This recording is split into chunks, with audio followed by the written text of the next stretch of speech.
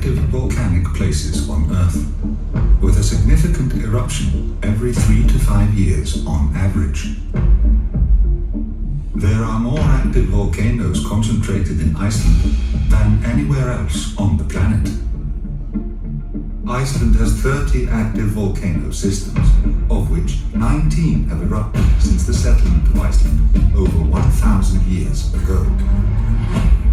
There are two main reasons why Iceland has so much volcanic activity. First, Iceland is sitting right on top of a powerful mantle plume that continuously pushes magma towards the surface.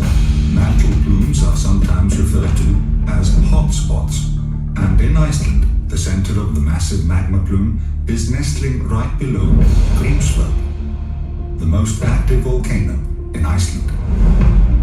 The other reason for Iceland's intense volcanic activity is because of the mid-Atlantic ridge that cuts right through the island. The ridge consists of two tectonic plates that are steadily moving away from each other, about 2 centimeters per year. These tectonic movements leave cracks in the Earth's crust that make it easier for the magma to reach the surface. The magma plume below Iceland and the mid-Atlantic ridge make Iceland one of the most volcanically active places on the planet. There are only two natural phenomena that can result in an extinction rate catastrophe. One is a large meteor hitting the Earth, similar to what happened 65 million years ago, leading to the demise of the dinosaurs. Thankfully, we have not been in any real danger from another apocalyptic meteor crash since then. However, the possibility still remains. The only other natural disaster that could create an apocalyptic catastrophe is a violent eruption of a so-called supervolcano. There are 6 known supervolcanoes on Earth, and Yellowstone in the US is undoubtedly the most famous one. Yellowstone last erupted 640,000 years ago, and the direct impact zone covered more than half of North America. But what are the odds of a supervolcano going off in our lifetime? Scientists say that it's not likely. But even if we don't have to worry about a supervolcano going off, there are still about 50 volcanoes erupting in the world at any given moment. In Iceland, some of the eruptions that have taken place in recent years have been fairly small and seemingly innocent. Some have even been called tourist eruptions. But don't be fooled. Icelandic volcanoes can be very dangerous, even deadly. To better understand the most catastrophic volcanic eruptions in Icelandic history, let's go on a journey back in time to the year 870. This was when the Nordic Vikings decided to face the open sea in search of new land. They ventured further west than anyone had ever gone before. Days turned into weeks, and the vast ocean seemed endless. Just as they were about to lose all hope, the ravens opened their wings and flew away. That could only mean one thing. Land was near. On the horizon, white mountaintops appeared, resulting in the name of this new land, Iceland. As they sailed closer, they could see rocky hills covered with moss and birch trees. There were no people in sight, and it didn't take long for the Vikings to settle down and build their new homes. With time, people learned to live with harsh weather conditions and the dominating raw nature. Over the next decades, more settlers arrived that were welcomed with open arms. There was plenty of space for everyone, and for over 50 years, the settlers of Iceland had their own little ill-weathered paradise, all to themselves. But then, Mother Nature decided it was time to remind those newcomers that this remote island in the north was her domain. All catastrophic eruptions in modern history. It was the Eldgjá eruption. Eldgjá means fire canyon, and no wonder. The earth was ripped apart in a 75-kilometer long fissure in what is still today the largest volcanic canyon on Earth. The Eldgjá eruption lasted for 4 years, and it produced the greatest amount of lava in historic time. The volume of lava covered more than 800 square kilometers of land, which is equivalent to New York City and its 5 boroughs being swallowed by lava. The Eldgjá eruption marked the end of an era where settlers came to Iceland. From there on, everyone was warned from setting sail to the hellish island of ice and fire. This was made immortal in a famous poem called Völuspá. Sól tér sortna, síðfold í mar, hverfa af himni, heiðar stjörnur, geysar eimi við aldrunara, leikur hár hiti við himinn sjálfan.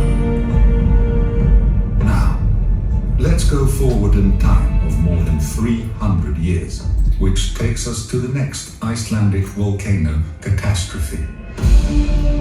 The ice-capped stratovolcano in southeast Iceland, which also happens to be the highest peak on Icelandic soil, then went by the name Knappafellsjökull. The volcano was surrounded by fertile grazing lands, which supported at least 40 farms in the area, formerly known as Litla Hérað, or Little Shire. One day, out of the blue, the top of the volcano exploded in a massive eruption, bringing about a deadly pyroclastic flow made up of gas and volcanic ash of 1,000 degrees Celsius, traveling down the volcano at 700 kilometers an hour, killing every living being in the area. This eruption was such a devastating event that the whole surrounding area became a lifeless wasteland for years to come, which led to a new name of the volcano, Öræfajökull, the volcano of ruined wasteland.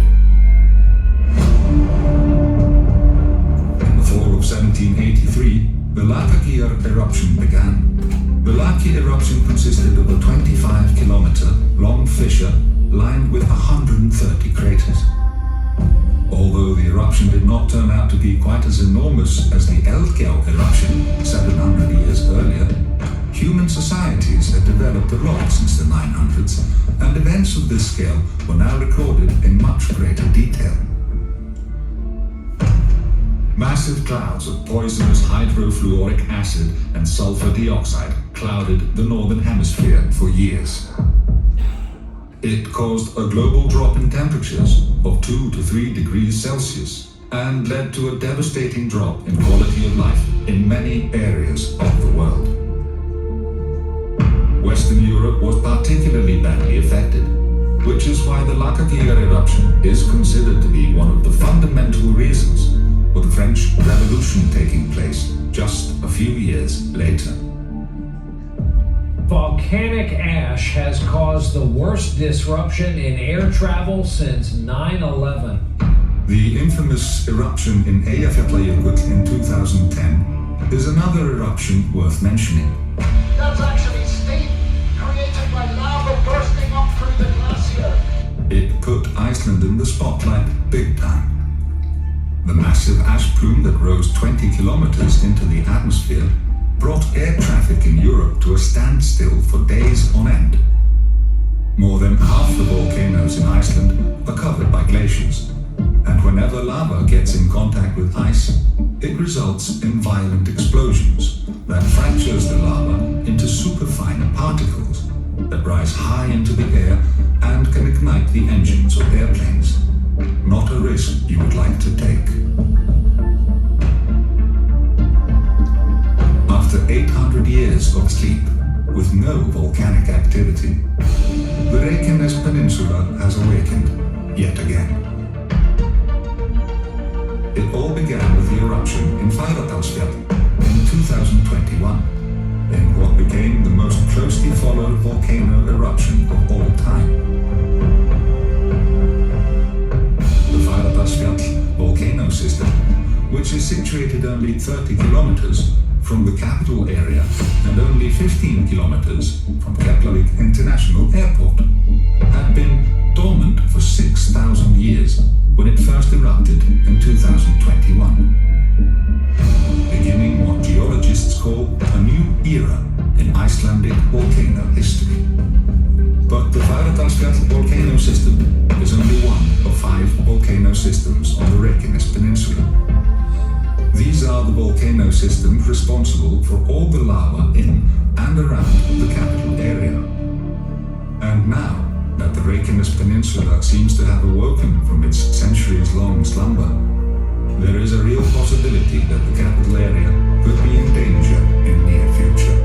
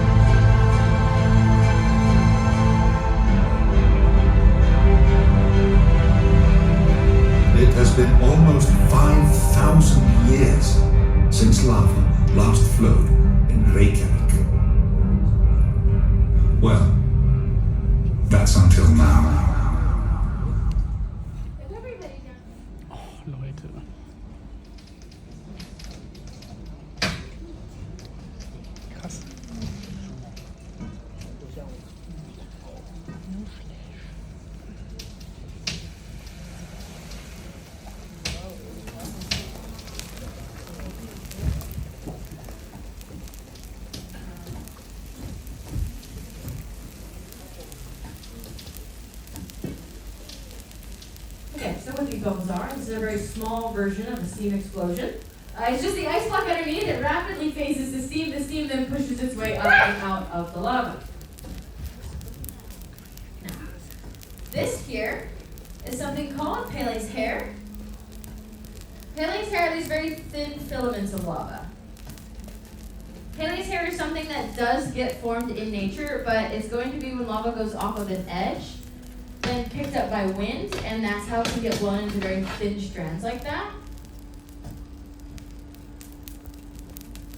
These hairs are named after the Hawaiian goddess of volcanoes. Her name is Pele. Except in Iceland, there was no such thing as Pele. So in Icelandic, they instead got called witches' hairs, or Nornahav. Now, these hairs do cool down very, very quickly. They go from orange to black in just a couple of seconds. Because of how thin those hairs are, that does make them rare and difficult to find in nature, because around an erupting volcano, something this small, it tends to get destroyed immediately. So I have a second block of ice, and this one is instead going to go on top of the lava, right there. And go flat.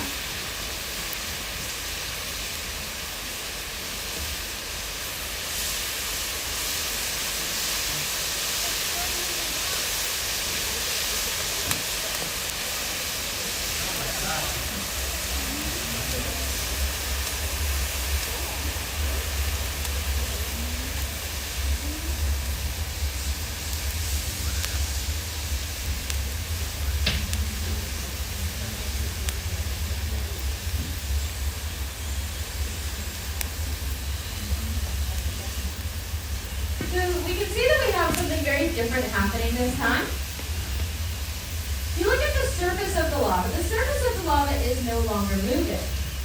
This top layer of lava begins to solidify very, very quickly. So now when I put the block of ice on top of it, it does turn to steam, but that steam is also getting trapped in the lava.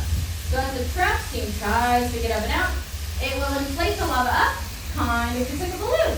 We end up with these inflations, and we end up with maybe some more preserved bubbles as the lava solidifies around the steam. Lava is a very good insulator of itself. It traps in its own heat. So now that this top layer is formed, I'm going to just poke at it so we can all just sort of agree that it's not solid or it's not liquid anymore. It's definitely solid. So I'm just going to start off by flipping this part over here. So we're going to flip that up here, and then I'm also going to come back here, and I'm going to lift this part as well.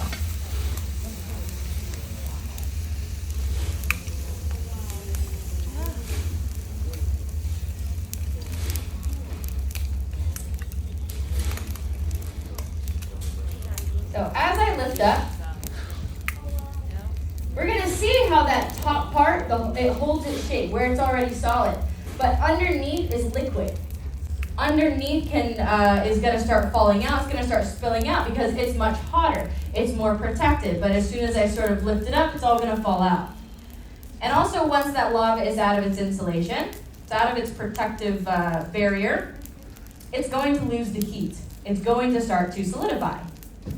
We can see that already. Parts of it stop moving. We can see as it moves a lot slower. And when I release it, it's going to hold that shape. So I can pull out some of this lava from underneath. And notice that textural difference. It's more sticky. It's more blobby, if you will. Come down here as well. Pick up some of this.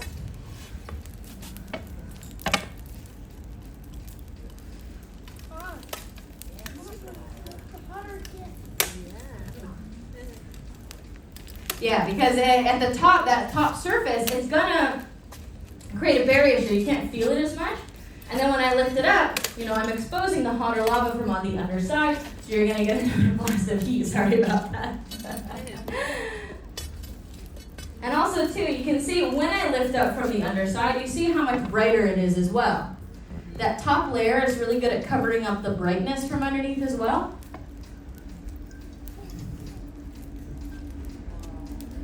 We have this funny textured lava. Because lava can't go straight from liquid to solid, it has this middle sort of gooey, globby sort of phase. And that's where it's at. So you can see if I can get into this bubble here still. I'm unsure. It might be too solid already, but we can try.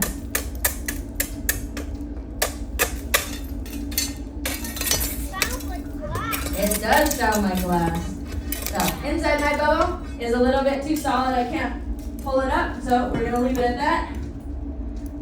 Not much of it is gonna stretch anymore. We're a little bit too solid for it. Whew.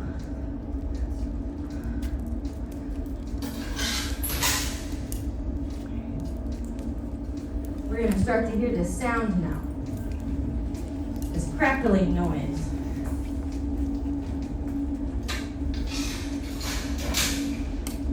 What this sound is the sound of the lava solidifying. Solidifying lava has a sound because what it's doing is shrink. As it cools down, it has to shrink, and when it shrinks, it also has to contract. And that's what we're hearing. You're hearing this cooling and contraction of the lava as it's becoming more and more of a solid. Right now, the sound is very gentle. My warning to you is the sound is going to get louder just as the show continues. And I'm going to turn up the lights just a touch here in the front. Just like that. All right, now this process of how the lava has created this solid outer part, but then the middle section is going to stay liquid for longer. So this is the process in nature. This is what's going to cause a lava tunnel to get formed. In nature, when there is something called an effusive type of eruption, and effusive eruptions are the opposite of explosive eruptions. Effusive eruptions are more gentle, basically as gentle as a volcano can be. So when there's an effusive eruption, there can be these nice rivers of lava that form. Those rivers of lava, they pour out of the crater and they flow and they burn their way through landscape. But over time, even something like a lava river will start to cool down. It's going to start to solidify. But it solidifies only on the outside part, only on that outside layer.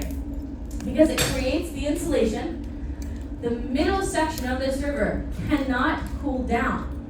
It's going to stay insulated. It's going to stay liquid and flowing for a longer period of time until the volcano stops erupting. Eventually, one day, it's going to stop.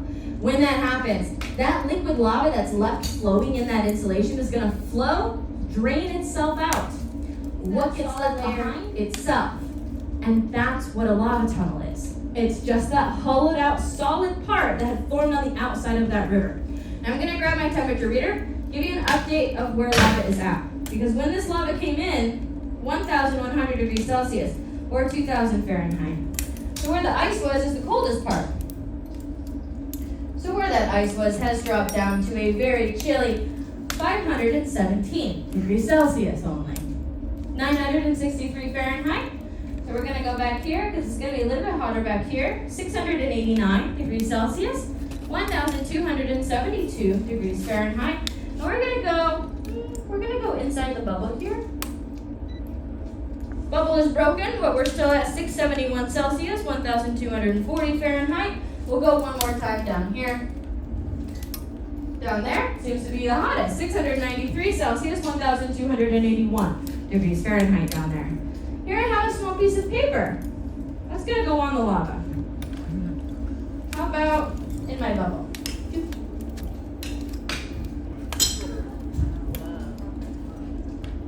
It is gonna catch on fire.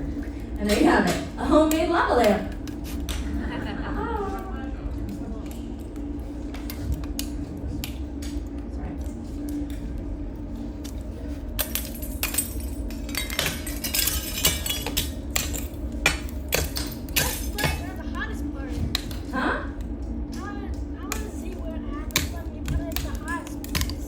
In the hottest, do you want me to throw another piece of paper on the hottest place?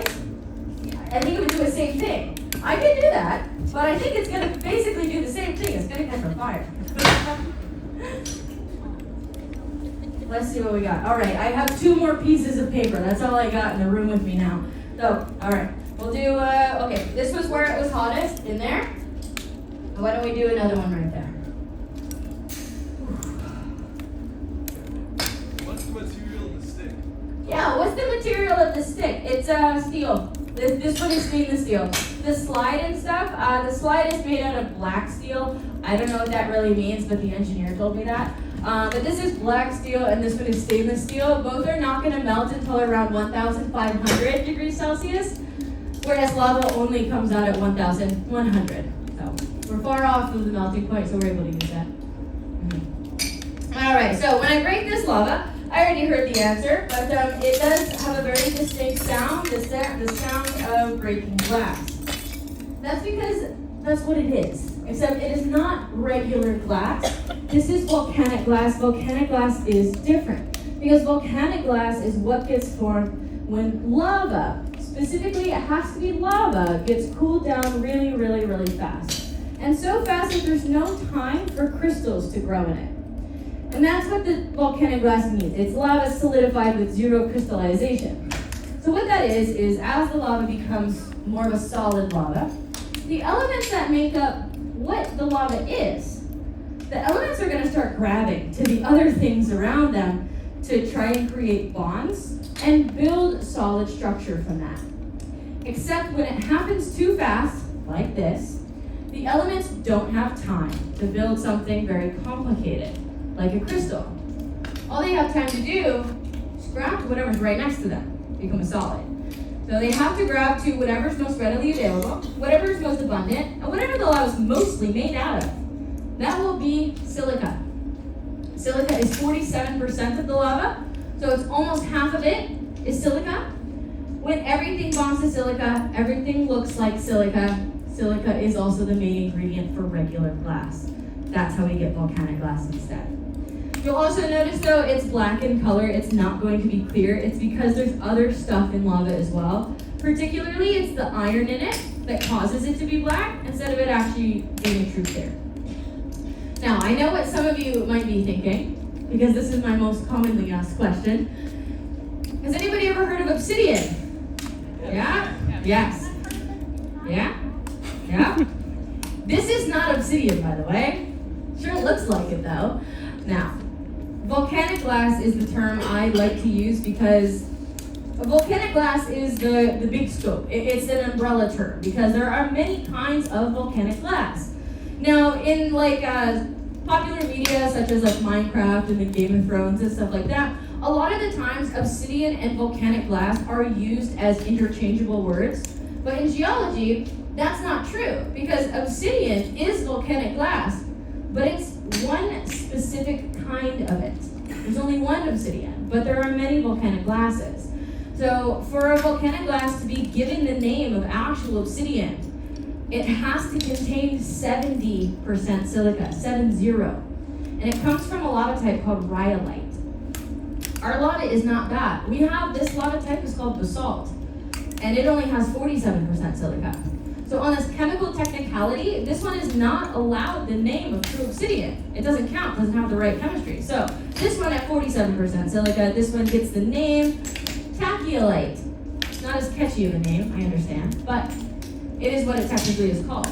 But it does look exactly the same as obsidian. It is formed in the exact same way.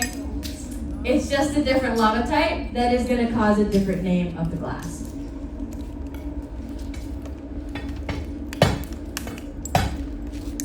Now, yeah, that part is very satisfying. They really get to like funk the lava. But alright, I'm gonna pick this piece up now though. I'm gonna hold it up so that everybody can see what the inside part of it looks like now. Because it has turned basically black all around the outside, but when I hold it up, we can see that that's not the case for the middle. Middle section is nice and red because the middle section is protected. That black outer part, that's the insulation layer. So the parts that started cooling became solid first, all along the outside, trapping the heat in the middle. So the middle section will stay red and hotter for a longer period of time. That medium rare? Yeah. Yeah. Our nice lava tenderloin. Julius has done that though. Not a steak. I think he said he did do a steak. It was a pork chop. He did cook a pork chop on the lava once. So once that insulation is broken though, once I disturb it and I break it open, it is going to release that heat faster. As it cools, the glow of it is going to start to fade away. And eventually it's going to get too cold and that glow fades away entirely. We end up with just the solid black lava. The reason why it does that, why it starts off glowing, but as it cools, it fades away. Because when the lava is hot, that means there's a lot of energy that can be released from it, energy that gets released as light. So we get a glow. That happens above 600 Celsius, 1100 Fahrenheit. A lot of energy, a lot of heat, a lot of glow. Once it cools down below that, not as hot, not as much energy, no more glow. Fades away, we end up with a nice solid black lava. Now, I'm going to turn up the lights a lot more now. We can really see that surface.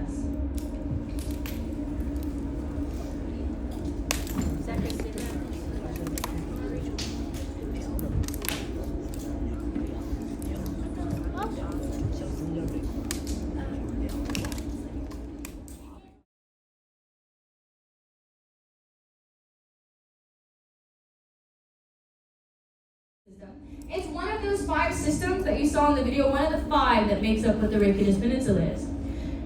It has been going through a very active time, to say the least. We've had 5 eruptions since December. To count them down, the first one was December 18th, then January 14th, another February 8th, March 16th, and then May 29th. May 29th is the one that's still going on now.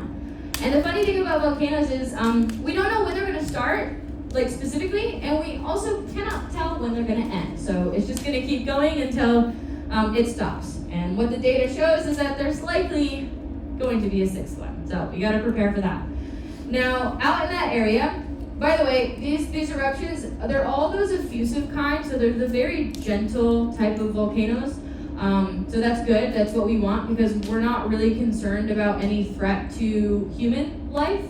You know, these types of eruptions are very easy to evacuate from and stuff. These are like the ones that happen in Hawaii all the time, so we're all good there. The main problem with them is protection of infrastructure. It's near a populated area. It's next to the Blue Lagoon. It's next to the town of Reykjavik.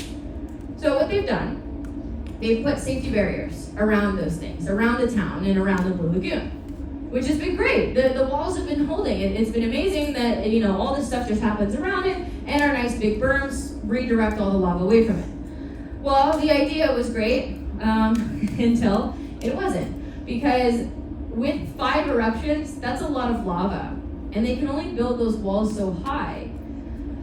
There's too much lava in the lava field now. So what happened a few days ago was lava breached the wall for the first time. It went up and over it because the lava field is so incredibly large, it's so tall, it finally went up and over.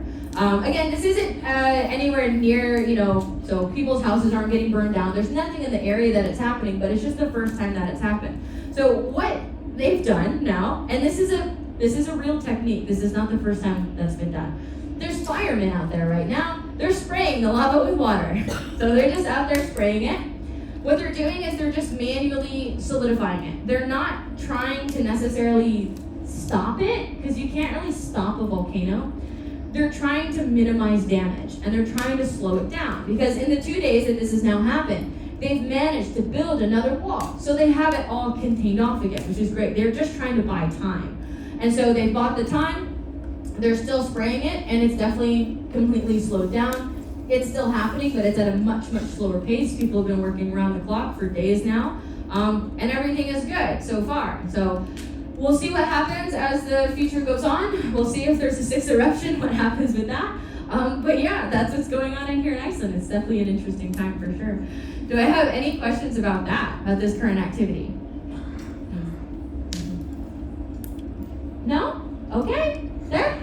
My last fun fact about lava. We at least can't sink in lava. It's impossible to sink in the lava. That's because lava is 3 times denser than water. Humans are mostly made of water.